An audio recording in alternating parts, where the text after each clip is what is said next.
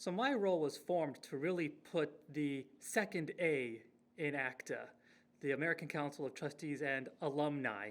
Alumni are such a critical part of the education system in that they have a real ability to affect change and to help make the university that much better. Just like trustees are the overseers of the university, alumni can serve as the bulwark against the illiberalism we are starting to see surface throughout the country. At ACTA, we strive to be a part of this effort to equip alumni to be that much more effective in their efforts to make campus reform. There's been an increasing polarization in all areas of society.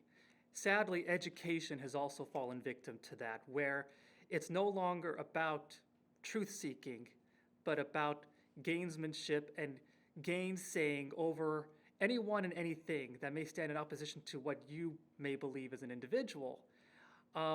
Alumni are starting to catch on to this. They see that their alma maters are no longer these safeguards for truth-seeking, but have become instead these hotspots of politics and of controversy. And they want to try to go back and make sure that their alma maters are actually helping students become informed, diligent, mindful citizens.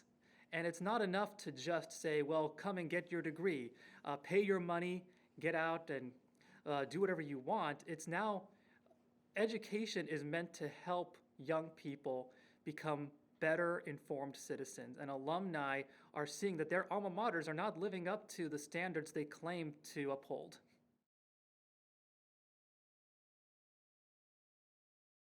As one person, it is a daunting task to consider changing one's university or college.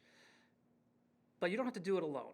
And what's wonderful about ACTA and the Alumni Free Speech Alliance is that it is a partnership that equips alumni to be as effective as possible in reforming their alma maters. We have the resources and the knowledge to help alumni, whether in small numbers or in great numbers, to understand how the university works, understand how decisions are made, understand how to best target their initiatives and their efforts to have the most effect. And by doing that, they can look into hosting a campus debate through our college debates and discourse program. They can look into promoting the Chicago Principles or the Calvin Report to be adopted by the university. They can host events or connect with faculty and students to raise awareness and to help their university change from within to foster that culture of free expression. There is no limit to the possibilities when one is able to tap into the resources that ACTA and the Alumni Free Speech Alliance have to offer. When Stuart Taylor Jr. and Ed Yingling penned their now famous op-ed for the Wall Street Journal, they had no idea the floodgates they were opening. Alumni were coming out of the woodwork to better understand how could they be a part of this movement.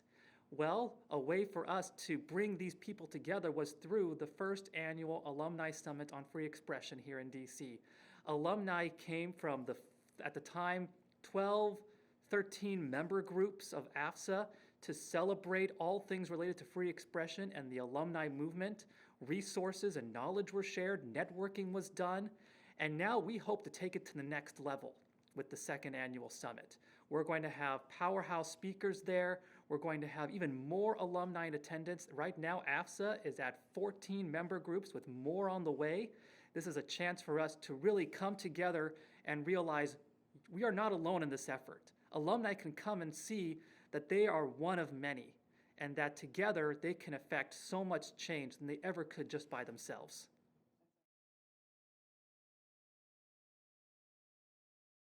What started as a donor revolution has really become an alumni movement. This is not just something for the uber wealthy, for those who can write a number of checks to their alma mater.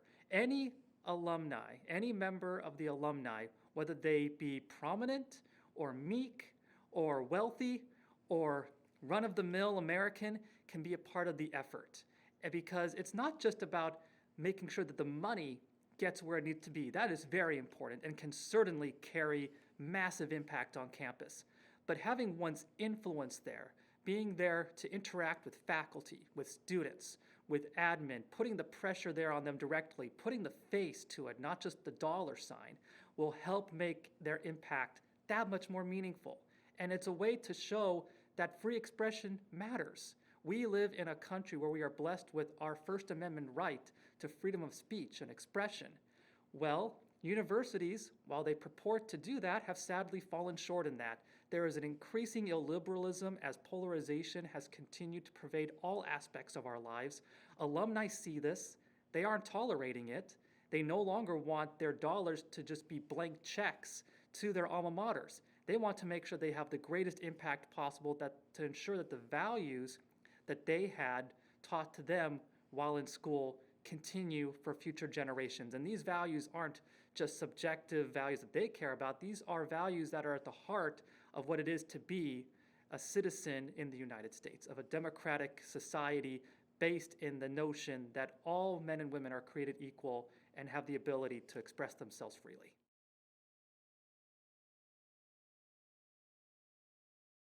It strikes me as so interesting how revolutionary it seems to be to simply want to uphold the basic foundational values that are at the heart of the American experiment.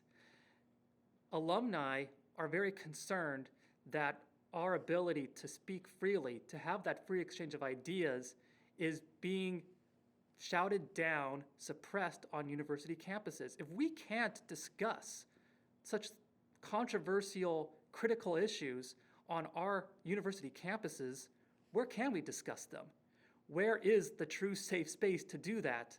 This can't be an education that only privileges what we feel or think is the best. We have to be able to engage effectively and constructively on these issues, and passionately even, in order to better understand and get at what matters most and where we truly want to get as a society.